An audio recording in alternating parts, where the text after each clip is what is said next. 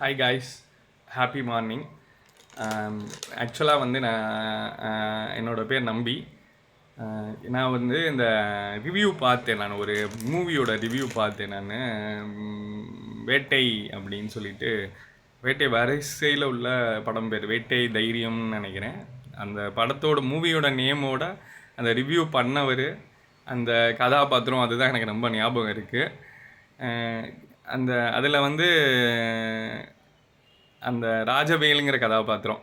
So அதில் வந்து அப்புறம் தான் ட்விஸ்ட் இருந்ததெல்லாம், ட்விஸ்ட்டு எல்லாமே இருந்தது கதையில் இல்லாத எதுவும் இல்லை. முக்கியமாக அந்த ரிவ்யூ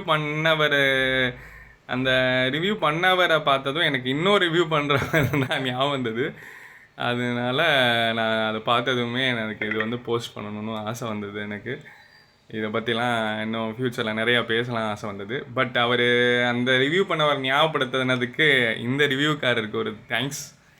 அது ஆனால் இன்னும் இந்த மூவி அவர் வேறு மாதிரி ரிவ்யூ பண்ணியிருந்தால் இந்த மூவி இன்னும் நல்லா ரீச் ஆகிருக்கும்னு நினைக்கிறேன். ஸோ இது என்னென்னா, கடைசியில் அவர் தம்பியை தேடுறாரு அப்படிங்கிற ட்விஸ்ட்டு தெரிஞ்சது. இது என்னென்னா, வேட்டைக்காரன்லேருந்து வேட்டையாடு விளையாடு வரிசையில் வேட்டை தைரியம்னு.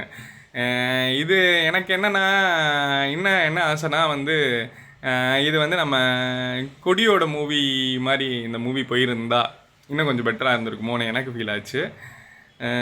அது என்னன்னு சொல்லுங்கள். கொடியோட மூவினா அண்ணனுக்காண்டி தம்பி எப்படி மாறுறாரு அப்படிங்கிறது இருக்கும்ல, தேடி போகாமல் என்ன செஞ்சாருங்கிற மாதிரி இருக்கும். ஸோ அந்த மாதிரி எக்ஸ்பெக்ட் பண்ணுறேன் அந்த ஹீரோட்ட வந்து நான்.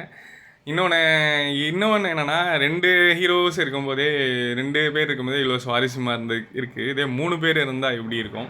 3 பேர், 5 பேர், 7 பேர் உள்ள கதாபாத்திரம்லாம் பார்த்துருக்கோம். இதெல்லாம் நான் எக்ஸ்பெக்ட் பண்ணுறேன். நான் ரொம்ப தேங்க்ஸ் இந்த ஒரு ஆப்பர்ச்சுனிட்டி கொடுத்ததுக்கு. அந்த ரிவ்யூ பண்ணுறவங்கள வந்து இந்த மாதிரி ரிவ்யூ பண்ணிங்கன்னா அந்த படத்தை நம்மளால் ரசிக்க முடியுது. அந்த ரிவ்யூ பண்ணுறவங்களுக்காண்டியே என்னோடய ஹேண்ட்ஸ் ஆஃப் தேங்க்ஸ். வணக்கம்.